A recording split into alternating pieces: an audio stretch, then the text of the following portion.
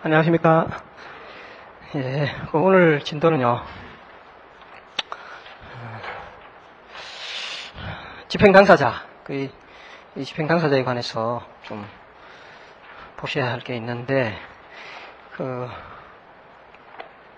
민사소송법의 당사자 개념이나, 여기서의 당사자 개념이나, 원칙적으로 형식적 당사자 개념으로 정리가 된다라고 한번 말씀드린 바가 있고요. 판결 절차와 마찬가지로 두 당사자 대립 구조를 이루고 있다라는 것은 사실이다. 즉 뭐냐면 집행채권자와 집행채무자 이렇게 성립하는데 그것이 순수한 의미에서의 주장 입증 책임을 하는 변론을 거치는 그런 형태의 이당사자 대립이 아니라 이거는 집행채권자가 집행권, 집행청구권을 가지고 국가에 대해서 집행 신청을 하는 관계고 그 신청의 관계는 공법적인 관계입니다. 그러니까 우리가 부동산 등기도 마찬가지죠. 부동산 등기법에서 가장 이제 이 개념을 구별을 명확하게 해야 될 첫 번째 단초가 이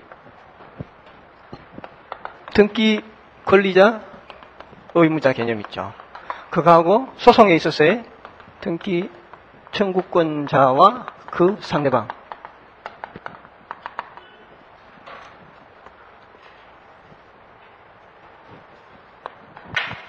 이게 이제 원고고, 피고고, 등기 권리자, 등기 의무자. 이거는 절차법적인, 형식적인 그런 개념입니다만은, 밑에 이거는 뭡니까? 실체법적인 개념이다. 그래서 소송에 있어서의 원고, 피고, 이렇게 나가고, 등기 권리자, 등기 의무자는 등기의 절차상으로,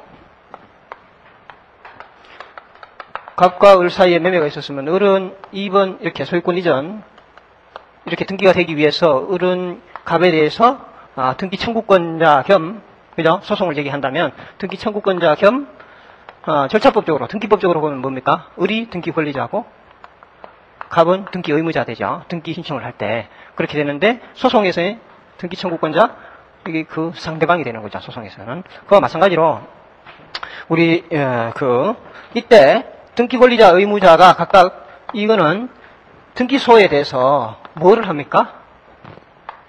신청을 하죠. 그죠? 이 신청하는 등기 권리자와 등기 의무자와 등기소 관계, 이 관계는 공법 관계라고요. 그죠? 그 등기 청구권과 그 상대방에 대해서 이 둘 사이에 갖고 있는 권리 의무 관계는 이 뭡니까? 이건 사법 관계잖아요. 그죠? 그 사건을 실현하는 그런 소송 절차. 여기에서는 이 신청권이라고 하는 공법 관계다. 우리가 또 집행이라고 하는 것도 집행법원, 그죠? 이당사자 대립구조에 의해서 소송의 당사자, 그죠? 집행채권자, 집행채무자, 이러한 대립적인 각을 형성하고는 있습니다만은 이들이 각각 법원에 대해서 하는 거는 뭡니까? 신청권이죠. 신청권이라고 하는 그러한 공법적 관계이기도. 소송도 마찬가지죠. 그런데 소송에서는 그 핵심이 집행권을 만들어내는, 즉 주장 입증과 주장과 항변 내지는 변론 이런 것들이 핵심이 되는 겁니다만은 여기서는 실체에 관한 집행 절차에서는 그 실체의 당부를 묻는 게 아니고 뭡니까? 그냥 만들어져 있는 집행을 진행만 해주면 되잖아요. 진행. 그죠? 그게 더 형식주의적으로 가는 거죠. 그렇게 해서 이제 소송법에서 민사집행 절차도 판결 절차와 마찬가지로 이당사자 대립구조를 이루고 있지만 역시 어제 얘기했듯이 처분권주의와 직구권주의 이렇게 두 가지가 결합되어 있는 형태로 소송 절차와는 다른 점이 있다. 그 다음에 집행당사자 가운데 능동적으로 드라이브를 하는 사람이 집행채권자, 수동적인 사람이 집행채무자 이렇게 해서 그리고 이 당사자가 있는 것과 더불어서 62페이지 보시면 제3자가 채권자 이외의 제3자가 채권자로서 집행을 행하는 일이 있다. 그 제3자 집행 담당의 경우에 그렇다. 그 소송에서도 마찬가지로 제3자 소송 담당이 있죠. 그렇게 보고 그럼 당사자 개념이 이제 우리 소송에서와 마찬가지로 당사자의 확정이나 그 다음에 당사자의 능력, 소송 능력 또는 당사자 적격 이런 개념들이 똑같이 논의가 되고 있습니다. 그래서 먼저 당사자 확정을 보면 63페이지에 양가로 4번에 집행 당사자 이외의 제3자도 여러 가지 이유로 민사 집행 절차에 관여할 수 있다. 이건 이제 그 소송과의 차이점이라고 볼 수도 있겠죠. 소송에서는 물론 이제 소송에서도 당사자, 우리가 흔히 얘기하는 독립당사자 참관이, 즉 당사자 적격이 있는 자의 참가도 있을 수 있고, 보조 참가와 같이 그렇게 당사자 적격이 없는 그런 참가도 있을 수가 있습니다. 그죠? 그거하고는 변론으로 여기서 제3자라고 하는 거는 이해관계인들이 첫 시간부터 제가 말씀드렸듯이 집행 절차에서는 당사자 이외의 제3자가 관여하는 경우가 너무나 많다. 제3자의 경우에 가장 쉽게 떠오르는 그 소송을 보자면은 집행에 관한 이의 신청 또는 제3자 이의소 이것을 제기를 할 수 있는 그런 경우가 있다. 그 다음에 당사자의 확정을 보면 민사소송에서의 당사자 확정도 마찬가지, 그 논의가 그대로 이어진다고 보고요. 그 강제집행의 경우에 누가 채권자이면 누가 채무자인가는 집행력 있는 정본, 이거로 집행문이 부여된 집행권한의 정본이 누구를 위하여 또는 누구에 대하여 부여되었는가에 따라서 표시서를 따른다. 소송에서도 표시서를 다루고 있죠. 왜 성명보용 소송이라든지 위장출석 문제 등등을 가지고 당사자 확정에 관한 논의를 하고 있잖아요. 거기에서 우리 단순 판례는 표시설, 실질적 표시설을 거기서 말을 하고 있죠. 그렇게 정리를 하는데 여기서도 역시 집행권한이라면은 판결문상의 원고, 판결문상의 피고, 그 두 사람 또 그 두 사람에 대해서 집행문을 부여해 줬으면 역시 집행권한이 되는데 거기에 표시되어 있는 자, 그것이 혹시 판결이 잘못된 판결이라 해서 이 원고가 이길 거가 아닌데도 이겼다든지 등등 있다 하더라도 그 실체에 관해서는 묻지 않고 형식적으로 표시에 따라서 집행문 내지는 집행권한에 만들어져 있는 거기에 나타나 이름이 명기된 자, 그 자가 집행채권자, 집행채무자로 되는 겁니다. 자, 그리고 집행 당사자의 존재 문제는 집행문을 부여될 때까지는 집행 당사자는 존재할 수 없다. 이 지문을, 그러니까 이 문장을 잘 밑줄 그어놓기 바랍니다. 집행문이 부여될 때까지는 집행 당사자는 존재할 수 없다. 물론 이제 집행문이 필요 없는 그런 집행의 경우에는 또 다르게 이해하겠습니다만 통상적인 경우를 두고 얘기를 하겠습니다. 그래서 집행력이 미치지 않는 사람에게 집행문을 부여하거나 이렇게 해주면은 집행에 관한 이의 신청 또는 그 이의 소를 제기해서 취소를 할 수가 있습니다. 집행문이 필요 없는 거로 대표적인 선수가 바로 보전처분입니다. 보전처분의 경우에 있어서는 신속한 집행을 위해서 보통 집행문이 필요로 하지 아니하므로 보전처분에 채권자 채무자로 기재되어 있는 자가 집행 당사자가 됩니다. 보전처분에 집행문이 필요 없다. 이거는 하여간 그러니까 그거는 뭐 상식적으로 알아두시든지 그 문장을 외워두시든지 그거는 시험에서 맨날 그 얘기 나옵니다. 집행문, 오늘 진도가 집행문까지로 되어 있는데 나가실지는 의문입니다만은 집행문에 집행문이 있어야 집행이 되는 케이스, 집행문 없어도 집행이 되는 경우, 그 다음에 집행문을 부여를 한다면 그게 있어야 되니까 부여가 돼야 되잖아요. 그건 집행문 부여의 요건들이 어떠한 건지, 그 다음에 집행문을 또 한 걸음 더 나아가서 승계인이 생겼을 때 승계 집행문을 받아야 하는 경우, 또 집행문이 필요 없는 경우가 우리 생각해보면은 여기 지금 가압류 가처분 집행문 필요 없다고 하지만은 하나 더 예를 들면 의사진술을 명하는 판결도 집행문이 필요 없죠. 그 판결 원고에 승소 판결 받아가지고 단독 신청에 의해서 등기소에 신청서 제출하면 되지. 그 판결문에다가 집행문 받아다가 등기소에까지 가져갈 필요는 없잖아요. 그 마찬가지로 집행문이 필요 없습니다. 그러나 의사진술 명하는 판결이 상환 급부 판결이라면은, 그죠? 동시이행 항변권 행사돼가지고 상환 급부 판결, 즉 원고는 피고는 원고로부터 그 미뤄건을 받음과 동시에 별지 목록 기재의 부동산에 관해서 언제 매매를 원인으로 하는 소유권 이전 등기 절차를 이행하라 라고 하는 그런 동시이행의 판결이 나갔을 때 그 반대급부 이행은 어떻게 되나요? 반대급부 이행에 대해서 이 조사를 할 권한이 등기관에게 없기 때문에 결국은 그건 어느 단계에서 심사가 되어야 된다? 이 집행문 부여 단계에서 심사가 되어야 되기 때문에 그때는 집행문이 필요하고, 또 그때 그 집행문 부여하는 당시에 반대급부 이행 여부의 영수증을 제출해 줘야 되니까, 그때는 의사진술을 명하는 판결에서 상환급부 판결일 때는 반대급부의 이행, 그것은 집행문 부여 요건이 된다. 그런 설명도 했죠. 통상의 동시행을 명하는 판결은, 즉 의사실수를 명하는 판결이 아니고 일반 동시행을 명하는 판결의 경우에는 반대급부 이행이 뭐라고 했어요? 집행 개시 요건입니다만은 이 의사진술을 명하는 판결이 상환급부 판결로 나갔을 때는 반대급부 이행이 집행문 부여 요건이 된다.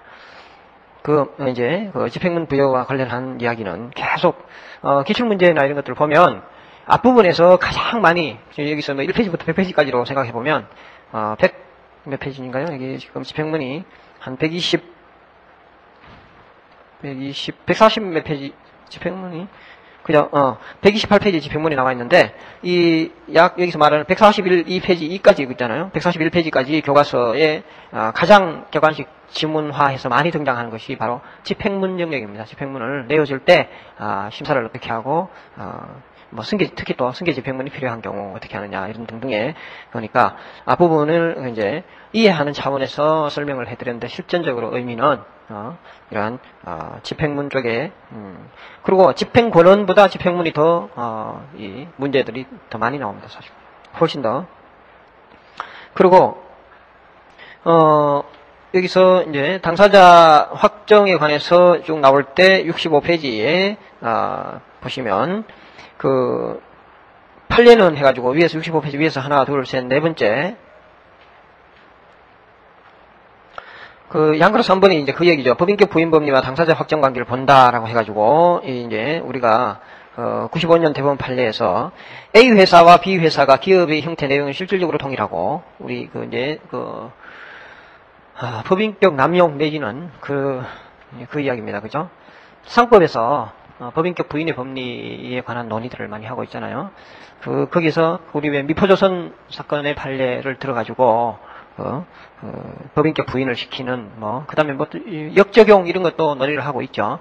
그래서 이 A 회사, B 회사가 실질적으로는 하나의 회사인데 B 회사 의무를 면탈하기 위해서 B 회사를 만들었다든지 이럴 때 A 회사에 대한 여기서는 이제 여기 B 회사네요. B 회사에 대한 판결의 집행력의 범위를 A 회사에 확장시키는 게 되는가 안 되는가 해서 우리는 부정하고 있다. 그래서 판례는 판결에 표시된 채무자의 포괄 승계인이나 특정 승계인이 아니면 판결에 표시된 자 이외의 자에게 실질적으로 부담해야 하는 채무자라 하여도 집행력이 미치지 아니한다고 했다. 그래서 실질적 당사자 개념을 부인한다. 우리는 형식적 당사자 개념으로 간다. 그런데 이제 사견으로 제시를 하고 있죠. 형해화된 법인일 때는 확장시켜도 좋을 것이다. 이런 말씀이 있고. 그 다음에, 당사자 능력. 우리는, 민법에서 이제 권리 능력의 개념이, 소송법 내지는 집행법에서 당사자 능력 또는 등기법에서 역시 등기의 당사자 능력 이렇게, 평행되게 이해를 하시면 되겠습니다. 그래서 절차의 주체로 절차에 관여하여 그에 관한 효력의 귀속 주체가 당사자 능력이라는 거죠. 귀속 주체가 될 수 있는 능력을 당사자 능력이라고 한다.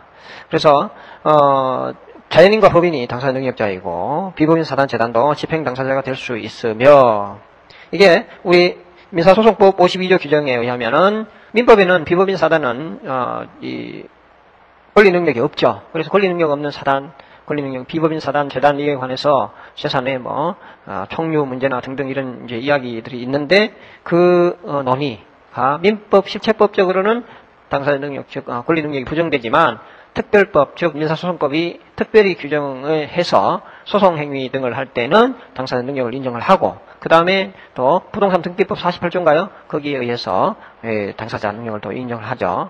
그와 연관돼서 민사집행법이 소송법을 준용하는 관계로 그래서 이 비법인 사단도 역시 사단이나 재단도 집행 당사자 능력을 인정을 해주고 있습니다.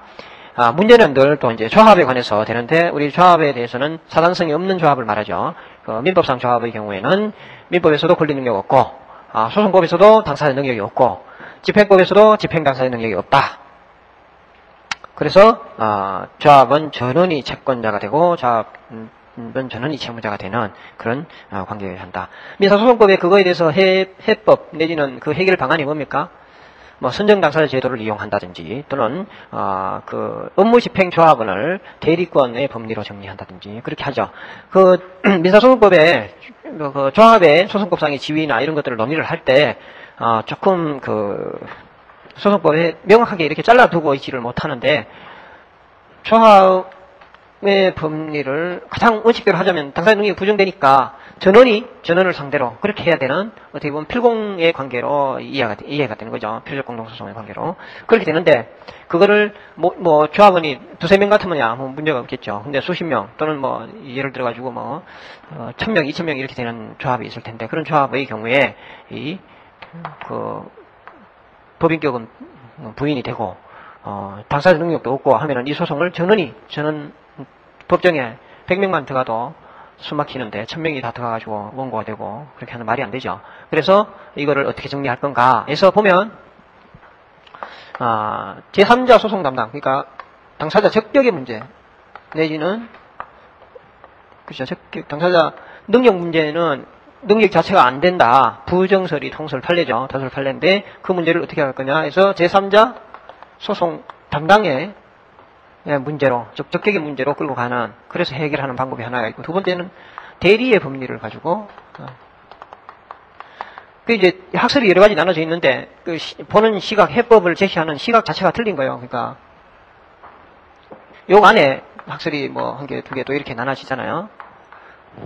이시온, 그 다음에 또, 강현중 뭐 이런 식으로 학설이 나눠지는데, 대리에 의해서 한다. 이게 바로 우리가 업무집행조합원일 때 그 대리의 법리로 그렇게 해결하는 그 얘기입니다. 그래서 동일한 평면에서 같이 짬뽕대에서 논쟁을 하고 있다고 착각하기 쉬운데 각도 이 시각 자체를 조합은 당사자 능력 없으니까 가장 원칙적인 모습 이거는 원시적인 문제니까 이건 아무런 답이 안 된다는 거죠. 그러면 이걸 어떻게 해결할까 해서 시각 자체를 소송 담당의 시각을 가지고 이거를 한번 풀어보자. 그래서 왜 우리 흔히 얘기하는 뭡니까? 그래서 선정당사자 제도나 이런 것도 다 그런 얘기고, 그 다음에 대리는 업무집행조합원에 관한 이야기가 그죠. 그러니까 서로 이게 같은 이렇게 보면 교과서 보면은 같은 페이지에 쭉 설명이 있고 동일하게 1, 2, 3, 4번 뭐 이렇게 1학설, 2학설, 3학설, 4학설 이렇게 제시를 하고 있습니다만은 보는 각도가 완전히 틀리다. 그걸 잘 이해하시면 돼요. 그리고 그런 각도에서 이제 제가 말씀드린 저걸 가지고 민사소송법의 학설들 잘 이렇게 비교 검토해 보면 이게 좀 정리가 될 겁니다. 그게 그다음에 집행기관은 당사자 능력이 있느냐 여부를 직권조사하지 않으면 안 된다. 직권조사 사항이다. 그리고 원칙적으로 당사자 능력 없는 자의 집행행위 및 당사자 능력 없는 자에 대한 집행행위는 무효다. 사망자는 당사자 능력이 없는 자이므로 그 명의의 갱매 신청은 부적법한 것이 된다. 그래서 가압류 결정도 당연 무효다. 그러나 해서 그 하나 판례가 있죠. 93년 판례는 가처분 신청 당시에 채무자가 생존했고 그 결정 직전에 채무자가 사망한 경우에 사망자를 채무자로 한 결정은 무효가 아니다.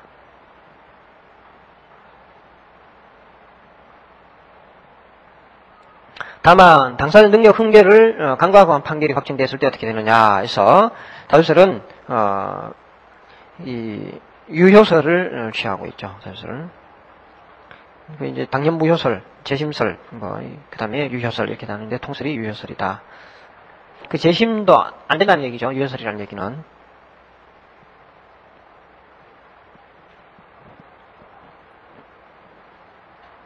자, 여기서 말하는 부존재라고 하는 그것이 아닌 한에서 부존재의 의미는 사망한 경우를 예를 들면 됩니다.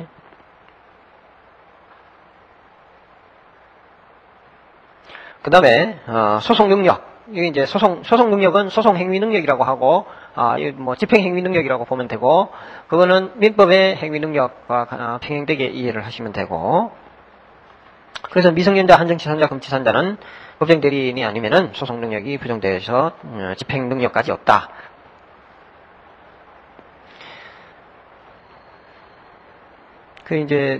대법원 판례가 금치산 선고까지 받지 아니한 의사무능력자에게 대해서도 소송무능력자처럼 법정 대리인의 대리를 인정하여야 한다.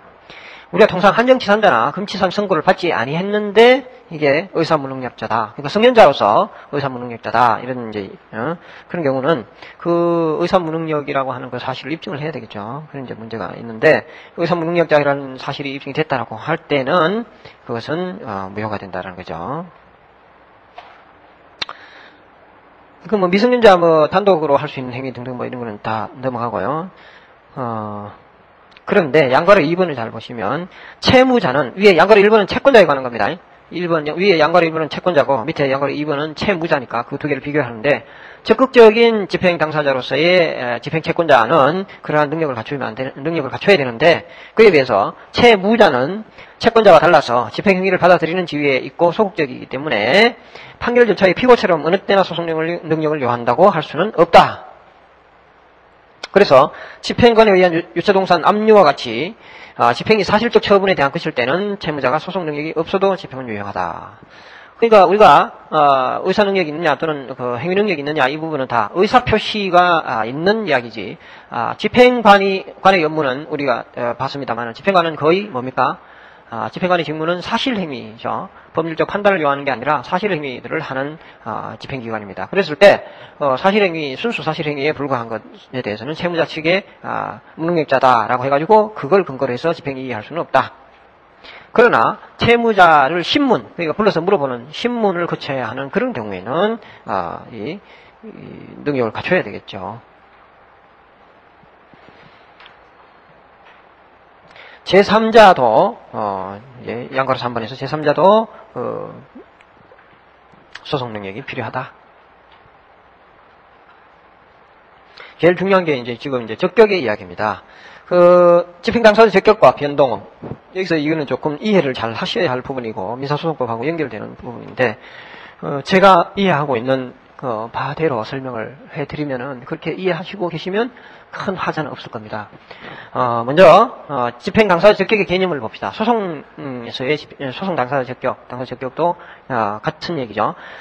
적격이라 하면 특정한 집행 사건에서, 즉 특정한 집행 사건. 우리는 소송에서의 당사자 적격은 특정한 소송물과 연관시킨 개념으로 이해하듯이 여기서도 특정한 집행 사건에서 정당한 집행 당사자로서 집행하거나 받기에 적합한 자격을 집행 당사자 적격이라 하는데 그거는 앞에서 본 집행 당사자의 확정 문제와 구별해야 된다. 집행 당사자 확정 문제, 즉 집행 당사자가 누구인가는 우리가 당사자 확정 문제는 어떻게 되나요? 행동하는 사람하고 표시된 사람하고 서로 틀리다.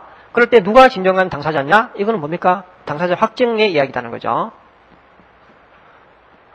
그리고 또 나중에 한번 이야기 될 건지는 모르겠습니다만 당사자 특정의 문제는요.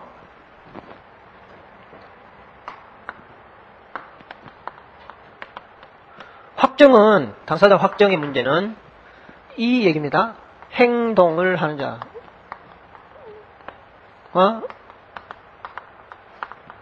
명의자가 다를 때 누가 당사자냐? 그죠? 액션 하는 사람과 문서에 나타나 있는 명의가 들어가 있는 사람 누가 당사자냐? 표시설이라고 하죠? 표시된 사람. 무선에. 그 당사자 확정의 문제가 이건 그냥 또 소송법에만 문제되는 게 아니고 이게 저기 민법에 당사자 확정 있죠? 뭡니까? 판례 있잖아요. 민법의 판례에 당사자. 서로 그죠? 계약을 할 때 당사자 확정을 한다는 건 민법 총칙에 그 이야기 나오죠. 명의자 그러니까 행위자냐 아니면 이 명의자냐. 갑이 을의 이름을 빌려서 경과 어떤 계약을 했을 때 갑이 당사자냐 을이 당사자냐 빌린다고 했을 때 무단 사용하는 겁니다. 그죠? 전형적으로 봤을 때 무단 사용해서 갑이 을의 이름을 빌렸으니까 행동자는 갑이죠. 그죠? 그럼 행위자냐 아니면 을을 당사자로 할 것이냐. 이거는 판례가 정리가 되어 있죠. 어떻게 정리되어 있느냐. 상대방과의 사이에서 일치하면 상대방과 이 행위자나 명의자나 즉 통상적으로 행위자를 보이죠. 행위자와 상대방이 누구를 당사자로 하자라고 하는 그게 서로가 일치되면 그 일치된 그자. 행위자가 내가 당사자요. 그러니까 권리 의무의 귀속 주체로 나요.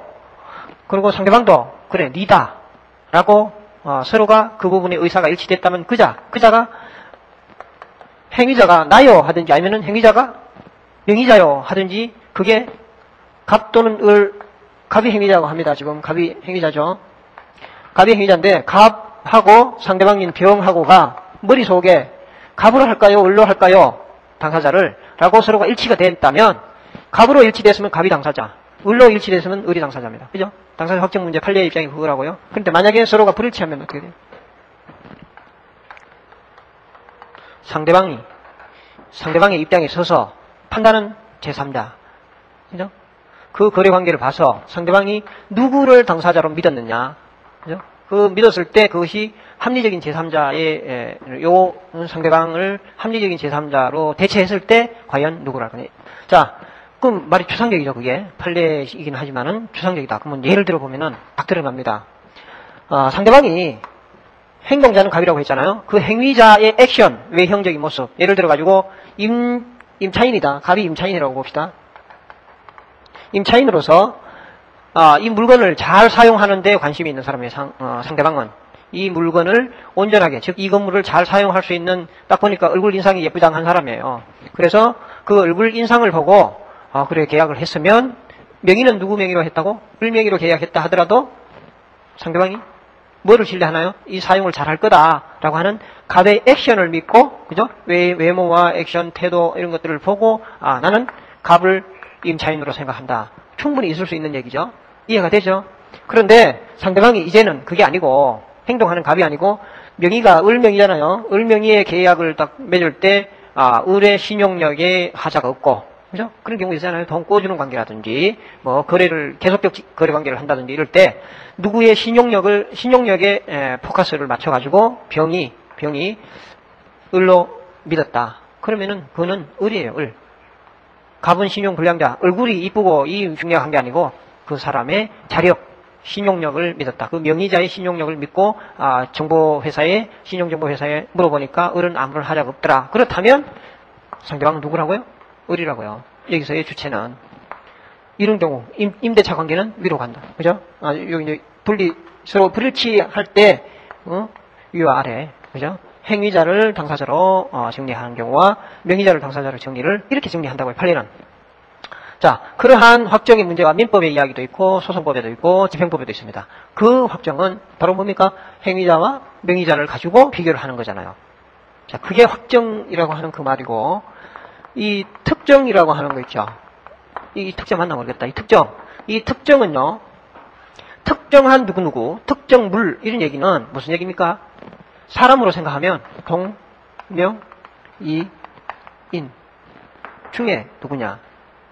그렇게 생각하면 됩니다. 일반 전체를 놓고, 팍 찍어서 어느 한 사람. 또, 여러 똑같은 여기 의자 다 똑같죠? 다 똑같은데 남바링을 매겨가지고 1번 의자. 그죠? 그 유사품 또는 그 다른 동종의 물건 중에 딱 따로 떼내놓는 물건을 특정물이라고 하잖아요. 사람의 특정, 당사자 특정이라고 한다면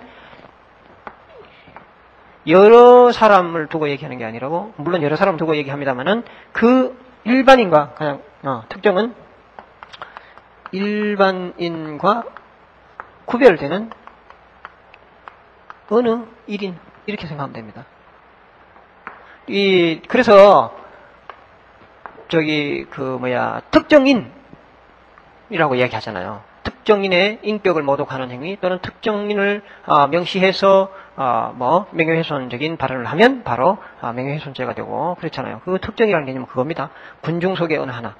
그거하고 확정하고 이 개념이 다릅니다. 그래서 자꾸 사람들이 법학을 하면서 소송법에서 이 특정 또는 확정 이렇게 해가지고 우리 왜 이런 관념이 명확하게 써있지 않아가지고 형사소송법에도 당사자 특정이나 확정 이런 얘기를 섞여서 막 하는 경우도 있다고요. 그래서 제가 말씀드리는 거는 이미 특정 몇몇을 놓고 그 바운더리 안에 행위자와 명의자를 이렇게 그 케이스에서 당사자로 정해줄 수 있느냐 확정되느냐 그 얘기라고 생각하면 되고, 이 특정이라는 얘기는 군중과 구별되는 또는 일반인과 구별되는 어느 1인 또는 몇몇 지적되는 몇몇으로 이해를 하시면 되겠습니다.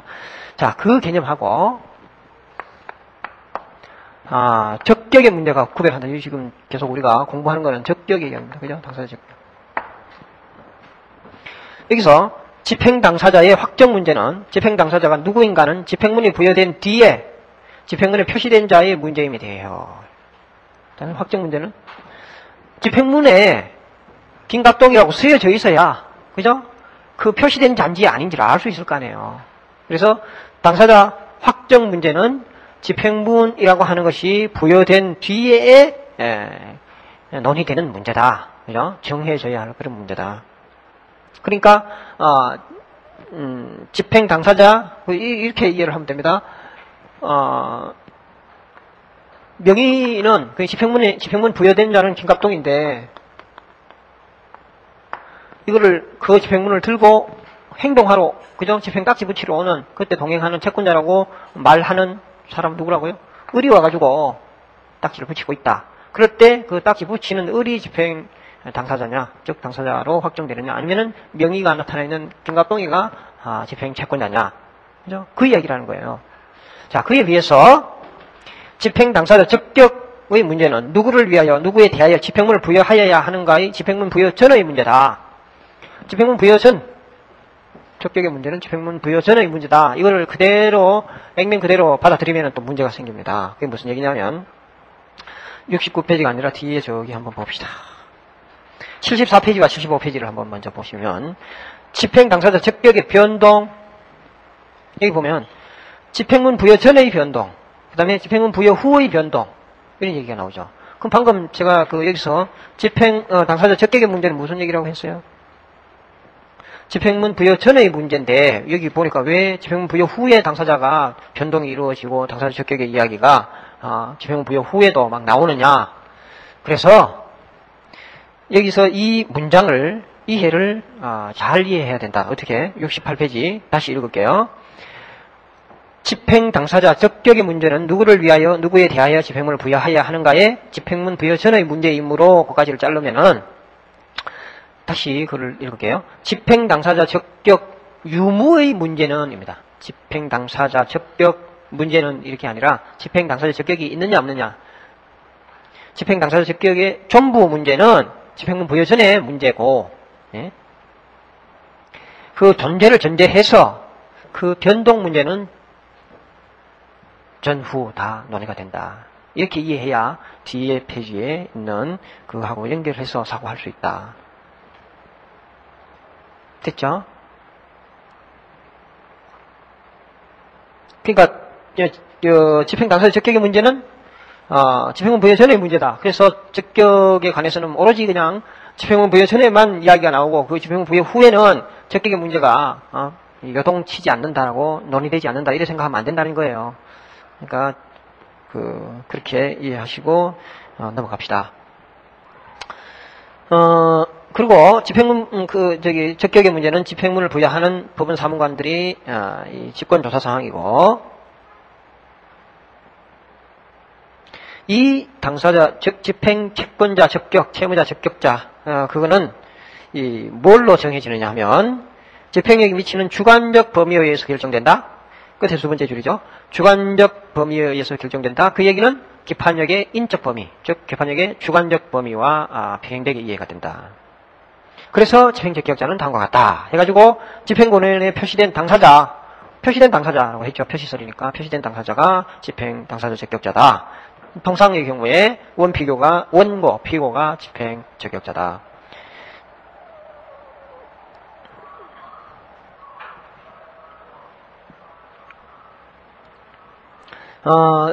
여기에 판결에 표시된 당사자, 즉 원피고가 집행 적격자이고 집행문에 표시된 자가 아니다, 이렇게 돼 있죠. 지금 그 얘기가 다 아까 유무의 문제에서 그 당사자 적격의 문제는 집행문 부여 전의 문제이기 때문에 유무는 집행문 부여 전에 이미 집행권원에 의해서 표시돼 나간다는 거고, 집행문에 표시된 그자가 99.9%는 다 그자가 되겠습니다만은 여기서 학문적인 의미에서는 집행문에 표시된 자, 그자가 집행 당사자가, 즉 표시는 어디에 표시를 기준으로 한다고 얘기하면 되겠습니까? 집행권원의 표시를 보면 되겠습니다. 그죠? 유무의 문제는 거기서 잘라진다. 일단 그렇게 이해하시고, 보조참가 넘어가고요. 아니다는 거. 당사자 이외의 집행 적격자, 이제 이게 승계 집행문이 부여될 자들이다, 이렇게 해놓고 나옵니다. 그래서 이 당사자 이외의 집행 적격자로서 승계인, 승목담탈이죠. 우리 민사소송법에 보면 승계인, 그 다음에 목적물의 소지인, 제3자 소송 담당의 경우에 소송 주체인 지위, 그 주체, 권리의무의 주체인 자, 그 다음에 소송 탈퇴자, 이렇게 네 그룹으로 이 당사자 이외의 적격자를 나열을 하고 있습니다. 승목담탈. 초식입니다. 이거는. 승목담탈.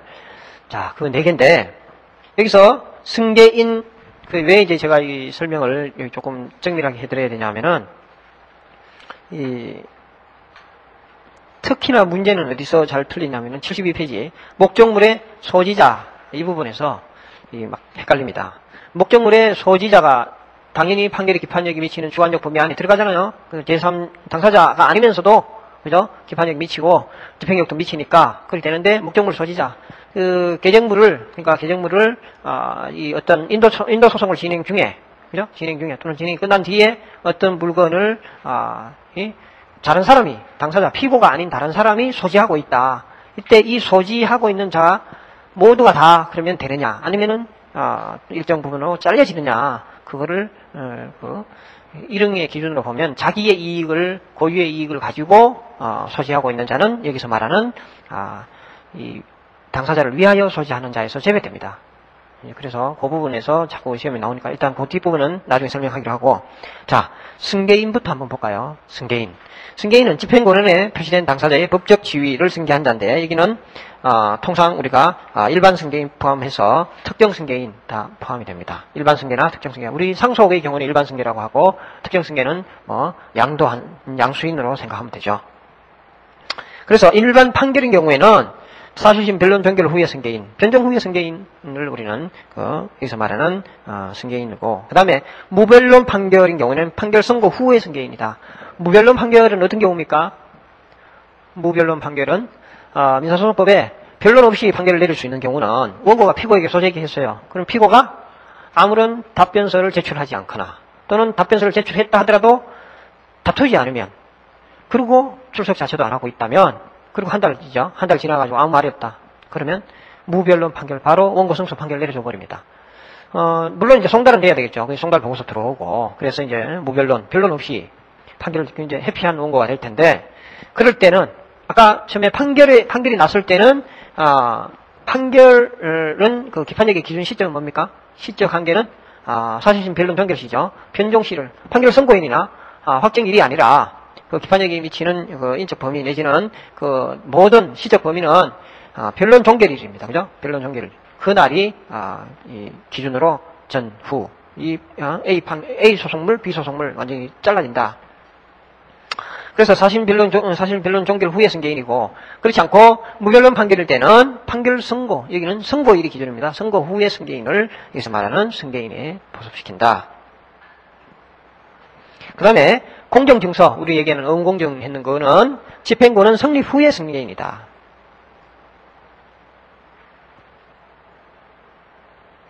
다만 해가지고 일반 승계, 즉 상속인이 상속 포기했음에도 불구하고 승계 집행권 받아 압류 전명하자면 이는 무효라고 했죠. 효과가 없다. 승계의 모습은 일반 승계든 특정 승계든, 그 다음에 채권 양도, 채무인수 같은 사법상의 법률행위 또는 전부명령 등 집행행위 혹은 상속, 변제자의 대위 등의 법정원인 어느 것이라도 상관없다. 승계가 원고, 피고 어느 쪽에 생기든 문제되지 않는다. 판례는 해가지고 1차 승계가 변론 종결 전에 있었다면, 이거 시험에 나올 겁니다. 1차 승계가 변종 전에 있었다면, 비록 2차 승계가 변종일 이후에 있었다 할지라도 2차 승계인은 변종 후의 승계인이 아니며 승계 집행권을 부여할 수 없다고 본다. 그리고 말소등기 판결의 패소자인 피고에 대하여 변종일 이후에 처분 금지 가처분을 한 자는 승계인에 해당하지 아니한다.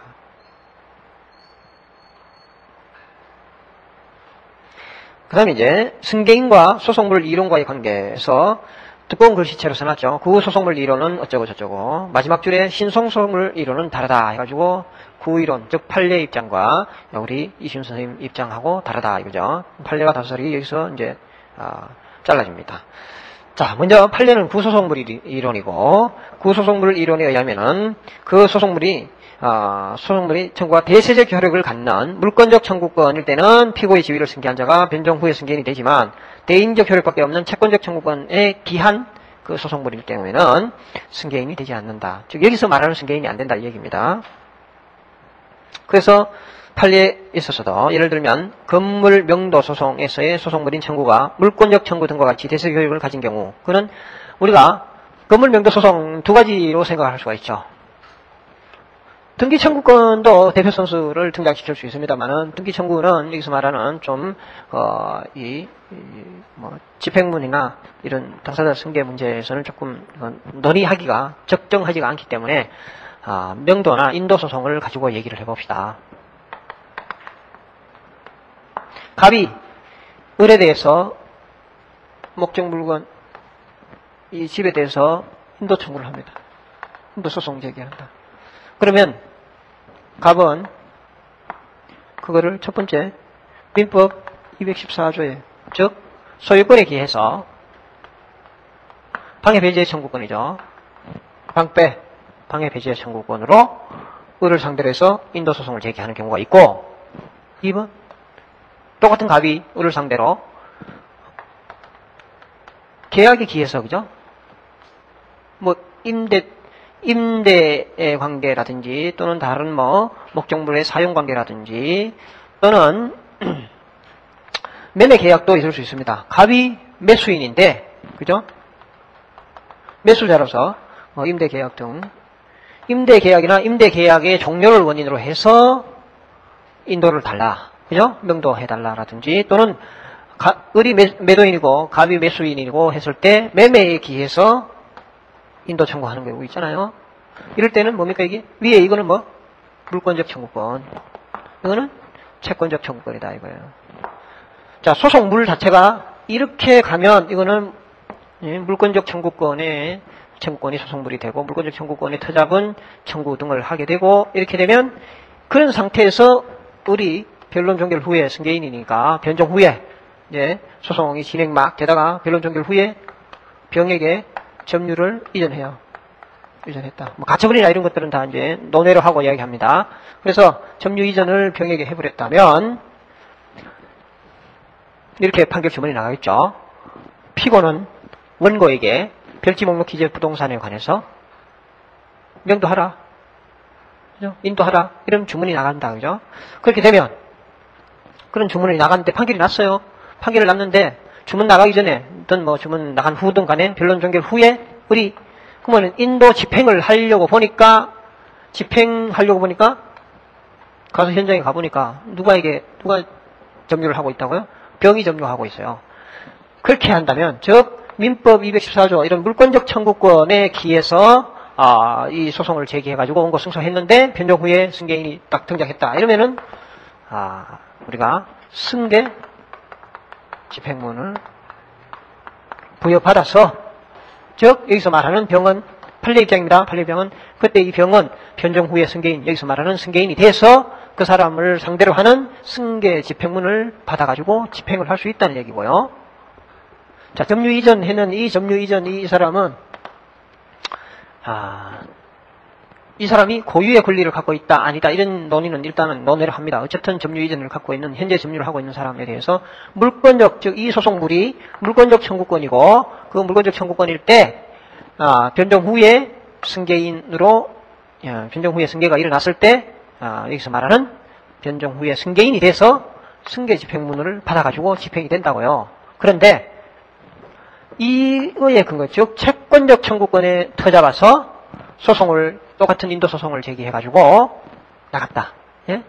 나갔을 때 역시 여기 이제는 정이라고 할까요? 변론 종결 후에 정에게 점유를 이전해버렸어요. 점유를 넘겨버렸어요. 그럴 때는 이 판결문 아까 여기서 말하는 이 판결문 가지고 이 판결문 뒤에 승계 집행문 붙여서 집행할 수 있습니다만 물권적 청구권일 때는 그러나 이것이 지금 채권적 청구권이죠. 밑의 경우에는 두 번째 케이스는 채권적 청구권인 이 판결 주문을 가지고 이 주문에다가 이 사람에 대해서 집행하게 하기 위한 승계 집행문을 받아다가 이 사람에게 집행을 할 수 있다 없다? 안 된다. 이것이 판례의 입장이다. 판례는 구소송물 이론이고 구소송물 이론은 승계인을 어떻게 한다고요? 물권적 그 소송물이 본안의 소송물이 물권적 청구권일 때는 그 승계인의 바운더리 안에 포섭시켜서 집행을 하게 해주지만 채권적 청구권이면 안 해준다. 승계인에 포함 안 시켜준다고요. 자, 이게 지금 변론 종결 후의 승계인이죠. 지금 계속 우리가 얘기하는 변종 후의 승계인에 관한 이야기잖아요. 그런데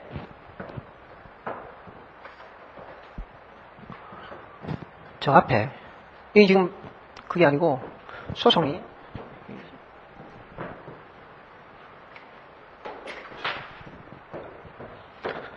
소재기 이 변종일을 봅시다. 변종일 전에 이 기간에 승계가 있는 경우, 변종일 이후에 이 기간에 승계가 있는 경우, 이런 경우를 논의를 하고 있죠. 민사소송법에 논의를 하고 있다고요. 변종 후에 승계, 변종 전에 승계. 우리가 변론 종결 전에 당사자의 소송의 승계 이렇게 얘기할 때 승계인 우리가 어디에 민사소송법에 어느 부분에 나오냐면 소송 승계 파트를 이렇게 얘기하죠. 체계를 이렇게 잡잖아요. 소송 승계를 일반 승계 또는 뭐 포괄 승계 이렇게 당연 승계와 두 번째 특정 승계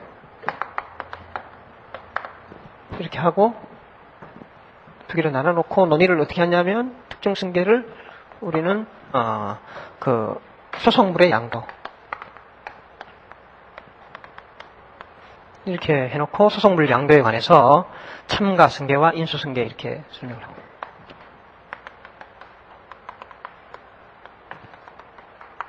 요거는 이제 참가 승계와 인수 승계는 그 들어가는 방법이죠. 승계하는 그 형식에 관한 이야기고.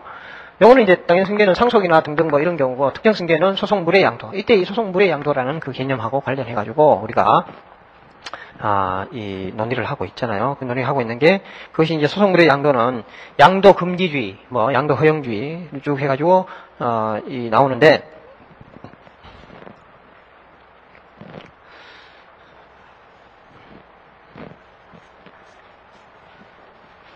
변종 전과 변종 후에 판례 입장을 먼저 정리를 하면 판례는 이제 구소송물 이론이면서 판례는 이 소송 계속 중에 소송물의 양도나 등등 이런 경우에 그 평의 양도나 승계의 범위, 승계인으로 인정되는 그 범위나 그 뒤에 이 변종 후에 승계인의 범위가 서로 일치한다고요. 이 얘기는 무슨 얘기입니까? 구소송물 이론, 즉 판례는 그것이 소송 계속 중에 양도나 승계되는 그 승계인의 범위에서 소송물 자체가 물권적 청구권일 때만 특정 승계의 승계를 인정하는 거예요. 여기도 마찬가지 아까 저기 얘기했죠. 소송물이 특정 승계일 때만 변종 후에 승계인으로 해서 승계 집행을 받아서 집행할 수 있다.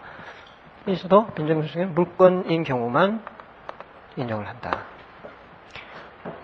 거기에 비해서 답수를 내준 이시훈 선생님은 어떻게 합니까? 소송물이 위에서 말하는 214조에 의한 물권적 청구권이든 채권적 청구권이든 상관없이 신소송물 이론, 신이론인 여기에서는 채 모두 즉 소송물이 채권적 청구권에 기한 그런 소송물이라 하더라도 여기서 점유승계했는 이 경우에서도 정도 승계인으로 넣고 그죠? 인정하고 이 변론 종결 후에도 같죠? 물권적, 채권적 같다. 거기에 비해서 우리 얘기하는 강현중 변호사님 같은 경우에는 어떻게 하나요? 똑같아요. 여기는 같아요. 물권이든 채권이든 다 인정을 한다. 여기 가가지고는 조금 틀리죠. 변종 후의 승계에서는 물권은 그대로 당연히 여기 인정하고 채권의 경우에는 환치 청구권일 때 인정하고 교부 청구권일 때는 부정하는. 이 넓이가 요 넓이보다 조금 더 넓죠. 여기는 강현중 변호사에서 지금 무슨 얘기입니까? 승계인의 인정 범위가 판례는 변종 전에 더 물권적 청구권에 기한 물권적 소송물 자체가 물권일 때는 인정한 승계인으로 인정하는 그 범위가 좁다는 거예요. 좁고 여기도 좁고 이시훈 선생님은 이거나 다 넓다는 거예요. 양쪽 다 넓고, 강현중 변호사는 여기는 넓고, 여기는 요것보다는 넓고, 요것보다는 좁고, 위에 판례보다는 넓고. 무슨 얘기인지 아시겠어요? 그렇게 정리를 하면 된다. 왜 이제 이런 그 승계인의 범위에 관해서 이런 논의입니다. 이 두 개를 다 이제 같이 여기서 나와가지고 승계인과 소송물 이론과의 관계라고 하는 이 타이틀 하에 논의되는 거가 다 이 얘기라고요. 이거는 이제 민사소송법의 소송물의 양도라고 해가지고 하는 파트에 설명을 하고 있는 거고, 요거는 변정 후의 승계인의 범위, 기판력의 주관적 범위에 관한 논의를 하면서 이 양쪽 그 앞뒤에 있는 그 페이지를 동시에 연결해서 읽어보니까 그림을 그려보면 이렇더라. 물론 이렇더라라고 하는 이거를 저만 설명하는 게 아니고 각 민사소송법의 뭐 교수나 강사분들이 다 이렇게 설명을 하고 있습니다. 이렇게 이해를 하시면 되는데, 자, 이시훈 선생님은 여기서 보면 이것이 물권적 청구권이든 채권적 청구권이든 변정 후의 승계인이든 변정 전의 승계인이든 간에 이 판결을 받아가지고 그 승계받는 승계인의 즉 주관적 범위가 무한대로 확장할 수 있는 그런 위험성이 있죠. 그죠? 너무나 확대될 그런 위험성이 있다. 판결문 한 장 들고 이 승계인 모두에 대해서 다 집행할 수 있다. 그건 문제가 있다. 그럼 왜 어떤 문제가 있느냐 하면은 실체관계와는 부합하지 않는 문제가 있습니다. 그럼 무슨 얘기냐? 채권적 청구권은 뭡니까 이게? 채권은 공존이 가능하죠. 동시에 병존이 가능하잖아요.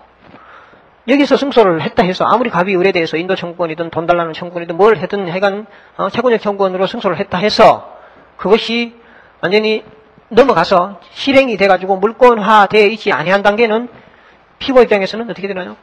또 다른 사람에게 넘길 수도 있고, 그죠? 채권은 또 다른 채권자가 발생할 수도 있고, 그래서 채권자는 평등한 거예요. 그런데 이 한 판결을 가지고, 그죠? 채권적 청구권에 기한 판결문을 가지고 모든 승계인에게 다 확대가 된다면, 그거는 실체관계, 즉 채권은 서로가 병존할 수 있다라는 그 관계가 아니라 채권에게 이런 소송 과정에 판결문 하나 받아놓으면 채권에게 뭐를 주나요? 배타적 권리를 주는, 물권에 준하는 그런 권리를 줘버리는 그런 문제가 생긴다. 그건 실체관계하고 안 맞죠, 이치상. 그래서 이 무한대로 확대되는 이 문제, 이거는 뭐 당연히 모두가 다 이거에 대한 물권은 이설이 없으니까 이 파트에 대해서 그러면 이걸 좀 이론적으로 어떻게 제한을 해볼까? 그 제한이 바로 여기서 얘기하는 기판력의 작용에 있어서 형식설과 실질설이라고 하는 두 가지 학설을 가지고 그 중에 형식설로 정리를 하십니다. 형식설로 그 무한대로 확대되는 것을 막아보겠다 이 얘기예요. 그걸 잘 읽어보자요. 이에 의하면 71페이지, 즉 신소송물 이론은 다르다 해놓고 만약에 신이론에 의하면 이렇게 되겠죠. 바탕이 된 청구가 물권적이냐 채권적이냐를 가리지 아니하고 판결의 효력은 건물 명도 판결 후에 점유 승계인에게 미친다고 보면서 형식적으로 승계인의 범위를 넓게 해석한다. 이러한 신이론의 해석은 실체법과 조화되지 아니한다는 문제점이 있으나 판결의 작용, 이 말은 다시 기판력의 작용입니다. 거기다가 판결의 작용이라는 말에 기판력의 작용이라고 쓰면 더 와닿을 겁니다. 기판력의 작용에 대한 형식설과 실질설 중에 후설을 따른다면 부당한 집행을 나중에 물리칠 수 있다는 것이다. 여기서 후설이 아니고 전설을 따른다면 거기다 오타가 났습니다. 그게 전설입니다. 즉 형식설을 따른다면 부당한 집행을 나중에 물리칠 수 있다는 것이다 해놓고, 즉 다시 말하자면 형식설에 의하면 패소한 피고의 등기나 점유 승계인이 승소한 원고에게 실체법상 대항할 수 있는 고유의 방어 방법을 갖고 있을 때라도, 그렇다 하더라도 변종 후의 승계인에 해당하되 포섭을 시켜주되 이러한 제3자는 뒤에 자기가 그 승소한 원고에 대항할 수 있는 법적 지위, 이른바 고유의 방어 방법을 내세울 수 있다. 즉 집행을 저지할 수 있다 이 얘기죠. 따라서 갑이 을 상대의 건물 명도 청구를 하여 승소 확정 판결을 받은 경우에 병이 을로부터 그 건물의 점유를 승계했을 때 청구의 바탕이 물권적 청구권이든 채권적 청구권이든 병은 변론 종결 후에 승계인이 되고 갑은 병에 대한 승계 집행문을 부여받을 수 있으나, 승계 집행문까지는 준다니까요. 이시훈 선생님 이론에 의하면, 그죠? 형식설을 취하니까 준다고요. 만약에 실질설을 취하면 실제 그러한 대항할 수 있는, 즉 대항력 있는 승계인에 대해서는 집행문을 줘서는 안 되잖아요. 실질로 따져봐서 하는 거니까. 따져보지 말고 있는 그대로를 인정해서 하자는 것이 형식설이니까 일단은 집행문은 준다 이거예요. 승계 집행문을 주는데 그 주는 것까지는 주는데 갑의 청구가 채권적 청구권인데도 인도 집행을 하려고 한다면 병은 뭐를 내세운다고? 원고로부터 물권적 대항을 받을 지위가 아님을 내세워서 집행문 부여에 대한 이의 신청이나 이의 소로서 집행을 물리칠 수 있게 해주자. 이게 형식설이라는 거예요. 실질설에 따르면 아예 애시당초부터 승계 집행문을 못 받아요. 실체관계하고 안 맞잖아요. 항변권이 있는 자에게 집행을 하게 해서는 안 되잖아요. 그죠? 그래서 여기 오타가 있는 부분을 정정을 해야 그렇게 이해가 되고 지금 이 부분에 관한 이야기를 해요. 채권적 청구권에 기한 소송 판결이 끝났다 할 때 그때 그 승계인에 대해서 효력이 미치느냐 안 미치느냐, 즉 여기서 말하는 법상의 승계인 안에 포섭시켜주느냐 안 시켜주느냐를 그렇게 일단 이시훈 선생님은 형식설을 취해서 일단 포섭은 시켜주되 그 자리에 고유의 항변권이 있으면 그 항변을 가지고 이의 신청으로 해서 집행을 저지해라. 이렇게까지 설명을 해놓으면 민사소송법을 다시 이 장면에서 민사소송법에 있는 교과서를 읽어보면 이제 집행 형식설이 어떻고 실질설이 어떻고 집행문을 주기는 주는구나. 그런데 나중에 저지되는구나. 이게 감이 잡힌다고요. 그래서 결론, 신구 이론의 차이는 채권적 청구권일 때에 구 이론은 처음부터 승계 집행문을 부여할 수 없게 된다는 데 대해서 그에 비해서 신 이론은 승계 집행문을 부여하게 되지만 뒤에 집행을 배제시킬 수 있게 된다. 자, 결론으로 다시 정리하자면 판례에 따르면, 문제가 만약에 판례에 따른다라고 해서 판례에 따르면 어떻게 되나요? 승계 집행문을 내어줄 수가 없죠. 그 얘기는 여기서 말하는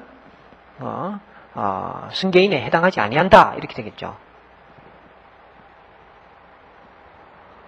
자, 그게 변정 후의 승계인에 관한 이야기고, 추정 승계인, 이거는 변론 종결 전에 승계가 일어났음에도 불구하고 승계 사실을 감추었어요.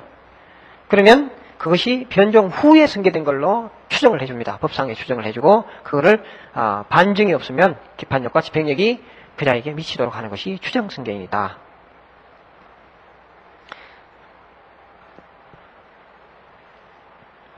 우리 민사소송법에 그 당사자 항정주의와 소송을 양도할 때 당사자 항정주의와 적격 승계주의, 승계주의를 취함으로 인해서 문제가 생기는 것을 막을 수 있는 방법 해가지고 민사소송법의 교과서에 예가 추해 이렇게 나오죠.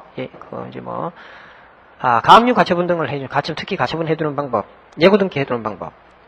그 다음에 그게 바로 추해할 때 추자가 바로 추정 승계인을 그런 제도가 승계제도에 관해서 무한히 확대되는 것을 막는 겁니다. 그죠? 그러니까 이 승계주의에 따르는 그 승계인 보호하는 면에서 이 항정주의보다는 낫지만 상대방 보호의 관점에서 보면 그죠? 추정 승계인 제도 여기 등장하는데 일단은 그까지 머리 복잡하니까 여기 일단 집중을 해보면 추정 승계인의 개념이 이렇다. 자, 그렇게 하고,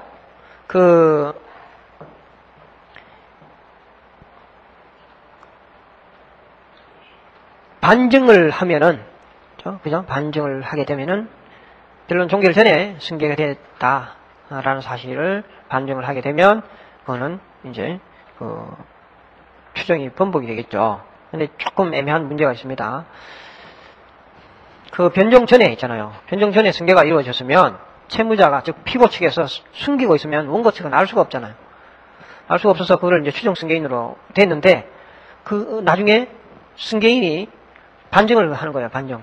나는 변종 전에 승계 받았음이 확실하다라고 하는 반증, 그러니까 반대 증거가 아니고 반증을 제출을 하게 되면, 그거는 변종 전에 승계인이 돼서 여기서 말하는 승계인에 포함이 안 돼버릴 수 있잖아요. 그거는 입증하기가 쉽잖아요. 변론 종결 전에 내가 점유를 이전 받았다라는 거는 증인을 제든지 아니면 등기부등본만 봐도 알 수 있는 거 아니에요. 그죠? 그러니까 그렇게 문제가 쉽게 해결되어 버리는 문제. 추정승계인 제도가 사실상 별 의미가 없어지는 그런 문제가 있습니다만은 그거는 운용상의 내지는 해석상의 문제로 가지고 커버를 할 수 있는 거는 뭐냐, 이때 이 반증은 시점에 관한 반증의 문제가 아니라 자기가 승계 사실을 진술을 하지 아니했기 때문에 원고 측에 승계시킬 기회를 박탈했다 안 했다 그 차원에서 접근을 하게 되면 문제는 추정승계인의 문제는 그 제도의 본래의 취지에 맞게 될 겁니다. 일단 그건 넘어가고요. 추정승계인 가지고 그다지 문제가 될 건 아니고 목적물의 소지자 이 부분이 이제 중요합니다. 목적물의 소지자는 또 청구의 목적물의 소지는 당사자나 변론 종결 후에 승계인, 즉 당사자나 승계인을 위하여의 동그라미 쳤어요. 위하여 청구의 목적물을 소지하는 자에게 기판력, 집행력이 확장된다. 위하여 소지해야지. 즉 당사자나 승계인을 위해서 해야 되지. 자기 고유의 이익의 목적으로 소지하는 자는 포함되지 않습니다. 그래서 위에서 세 번째 줄, 그러한 사람에 대해서는 당사자와 같이 보아 집행력을 미치게 하여도 그의 절차권이 침해될 염려가 없기 때문이다. 그렇지 아니하면 집행채권자는 집행채무자의 목적물 소지에 대한 유체물 인도 청구권에 대한 집행의 방법으로 우회적인 집행질서를 밟을 수밖에 없게 된다. 자, 여기에는 이게 중요하다는 거예요. 이 빨간 줄을 그었어요. 여기에는 자기의 고유의 이익을 위한 목적물의 소지인, 예를 들면 임차인, 질권자, 선세권자, 지상권 등은 포함되지 아니한다. 그 작은 글씨로 본인의 대리 점유자라도 같다 할 것이다. 자, 이 보면은 이제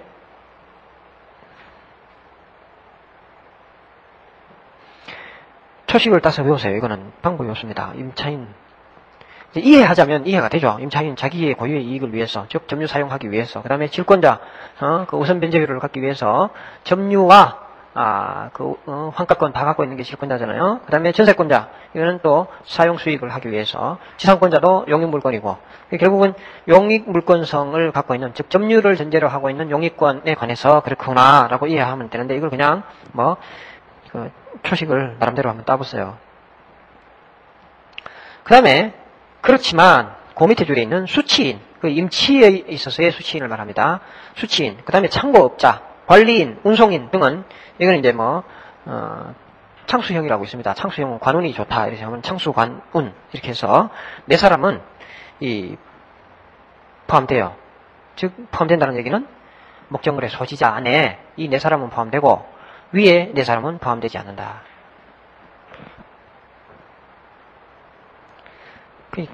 또 한 걸음 더 나아가서 그러나부터 이게 또 더 중요합니다. 이건 또 법인이 당사자일 때 그 직원의 소지나 당사자 본인의 동거가족의 소지와 같은 점유 보조자의 경우는 본인이 직접 소지하는 경우와 같기 때문에 여기에 해당하지 않는다. 여기에 해당하지 않는다는 무슨 얘기예요? 소지인에 해당하지 아니한다. 이 경우에는 승계 집행문까지도 필요 없다. 본인에 대한 집행문 있잖아요. 그 집행문 가지고 끝까지 밀고 들어갈 수 있다는 거예요. 판례도 이렇게 나오죠. 판례도 회사를 상대로 한 건물 명도 소송의 승소 판결의 집행력은 회사의 직원들로서는 건물 부분에 대한 점유 보조자에 불과할 뿐인 것으로 이들에게 미치며 이들은 소유물 반환 청구의 성질을 가지는 퇴거 청구의 독립한 상대방이 될 수 없다.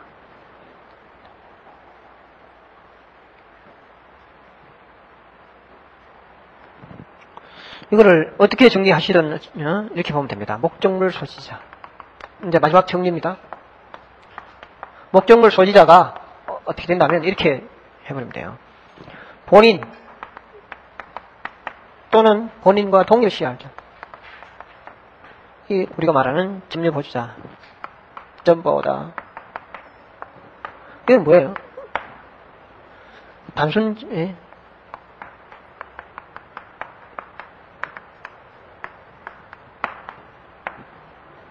그 집행문으로 끝까지 가면 되고.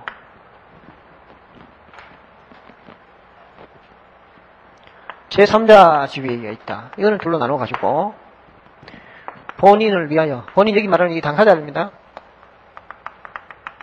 본인을 위하여 이때 이 본인은 승계인을 포함합니다. 승계인을 포함한 그런 본인. 여기도 마찬가지 승계인.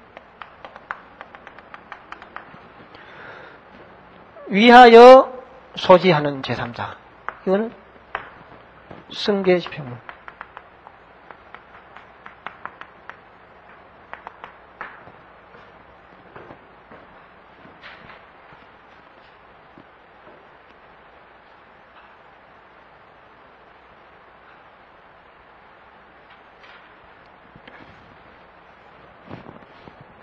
그 다음에 자기를 위하여 내지는 자기 고유이익이 있는 자. 이건 뭐라고요? 이거는 승계 집행문마저도 못한다.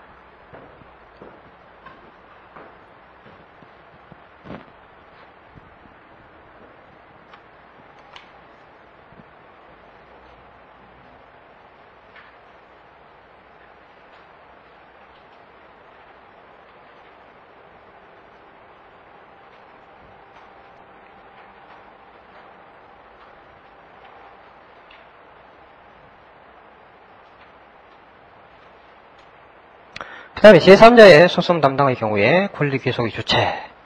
자, 제3자 소송 담당. 승목까지 했고, 이제 담 들어갑니다.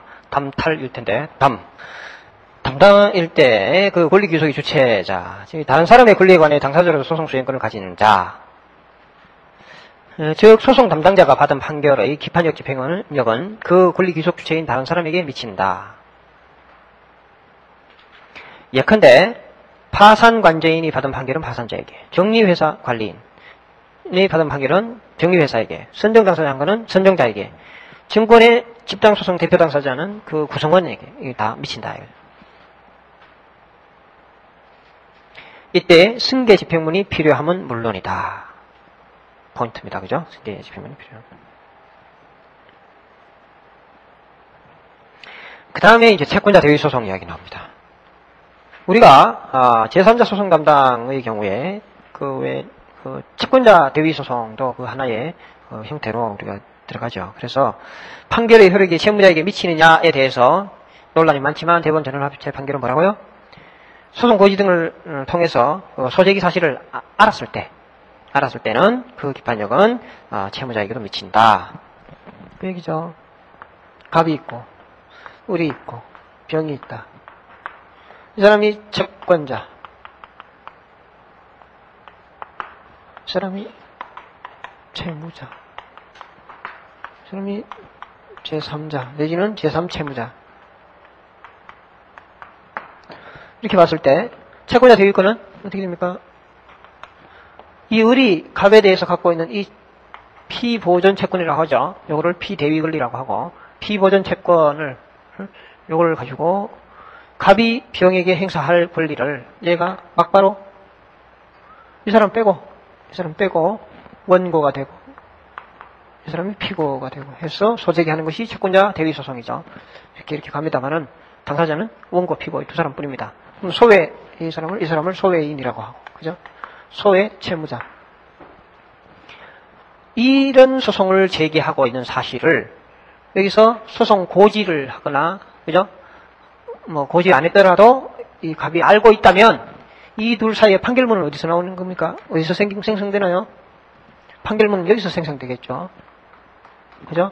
이 판결의 효력은 여기 갑이 알면 이쪽에도 미친다. 이게 전원합의체 판결이에요. 만약에 모르면 안 미친다. 상대효. 상대효. 자, 그런데 잘 봅시다. 이제 이런 데 원칙 하에서 이때 판결의 효력은 기판력만이 아니라 집행력도 포함된다.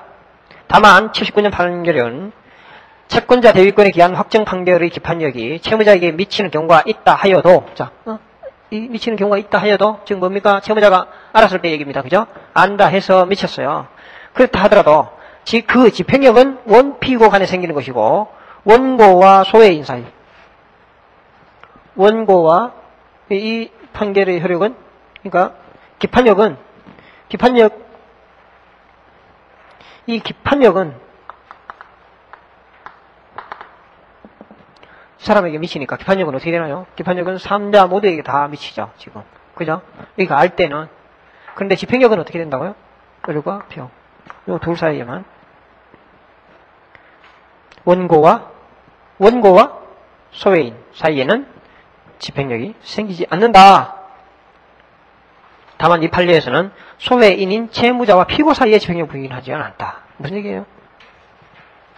채무자와 피고 사이에 이 판결의 기판력은 요 둘 사이에 여기에는 미치는 것을 부정하지 않았다. 그죠? 요 둘 사이에는 안 미쳐요. 요 둘 사이는 당연히 미치고, 그럼 요 둘 사이에 요건 미친다고 했죠. 집행력 이야기죠. 기판력은 다 미치는데, 집행력은 요 사이에는 안 미친다고 한다. 그거는 이런 생각을 하면 됩니다. 자, 그걸 뭐 굳이 이해하기 싫으면 안 하셔도 되는데, 한번 이해해보자라고 덤비면, 이렇게 덤비면 됩니다. 통설과 판례에 의할 때, 채권자 대위 소송의 본안의 요건, 즉 소송물은 뭡니까? 소송물. 요겁니다. 자, 채권자 대위권 요거라고요. 소송물이. 자, 채권자 대위 소송의 요건 첫 번째 뭡니까?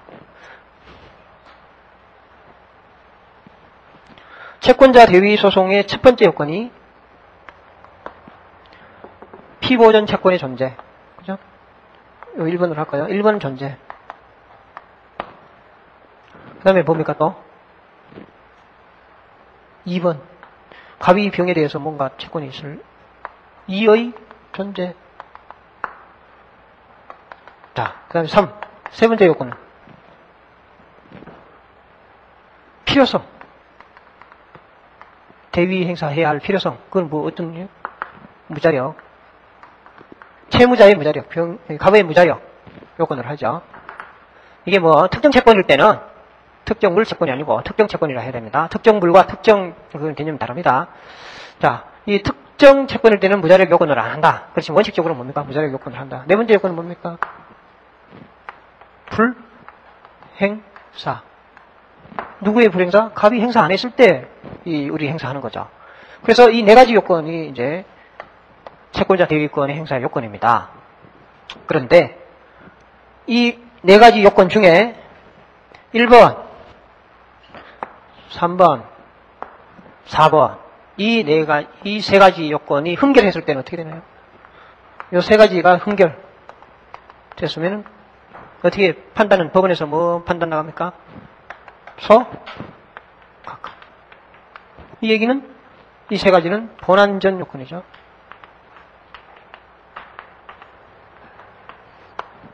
그죠? 이 세 가지는 본안전 요건이라고요. 그럼 본안의 요건은 뭡니까? 본안의 요건. 조금만 본안의 요건이라니까, 요것만. 2번만. 2번만 본안의 요건인데, 그죠? 이게 흠결되면, 판결은 원고 청구 기각 나가죠. 청구 기각. 세 가지 흠결되면 각하지만은, 2번이 결하게 되면 기각이 됩니다. 그죠? 요게 소송물이라고요. 통설에 의하면, 통설 판례에 의하면. 자, 이걸 이제 여기에 대입시킵니다. 요것이 소송물인데 대위 소송에서 판결문이 기판력은 알았을 때 다 미친다고 했고 집행력도 이게 소송물이니까 당연히 이게 핵심적인 쟁점이 아니겠어요? 여기에 집행력을 미치게 하는 것이 맞다. 그렇게 이해하실 수 있습니다. 그죠? 이 둘 사이에 집행력을 준다라고 하는 거가 본안의 요건이 아닌 거에 집행력 준다는 거는 뭔가 좀 어색하죠. 그래서 판례는 여기는 집행력 부정하지만 여기는 인정하고 여기 인정되고 하는 그거는 이해가 간다는 거예요. 판례를. 그렇죠. 이해 안 하고 넘어가도 되는데 이해하자면 한번 덤벼보면 이렇게 덤빌 수가 있겠다. 자, 그까지 자르고요. 그러나 채권자 취소소송에서의 채권자는 소송 담당자가 아니고 자기 고유의 권리를 행사하는 것이므로 그 판결의 기판력, 집행력은 채무자에게 미칠 여지는 없다.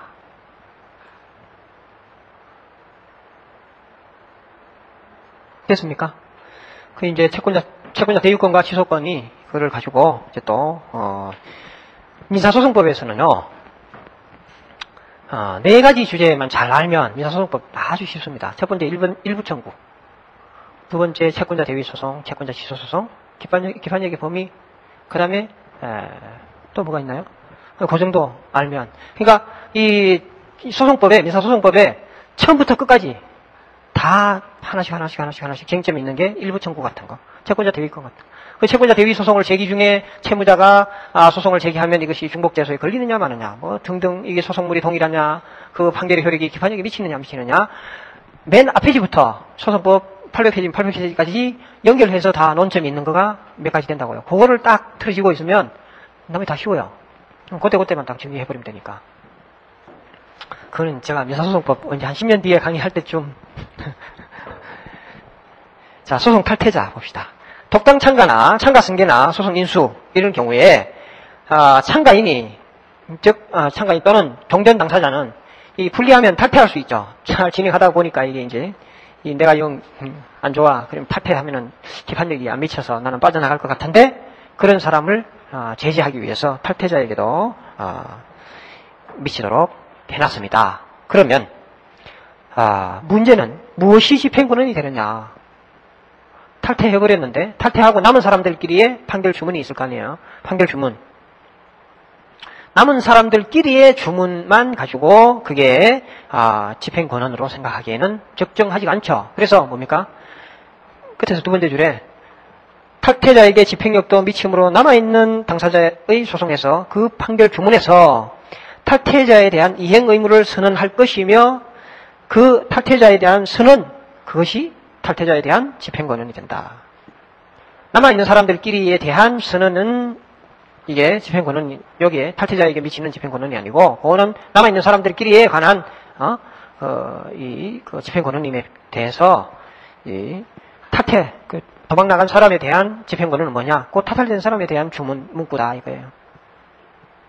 자, 그 다음에 당사자 적격의 변동은 한 10분 쉬었다가 하시기 바랍니다.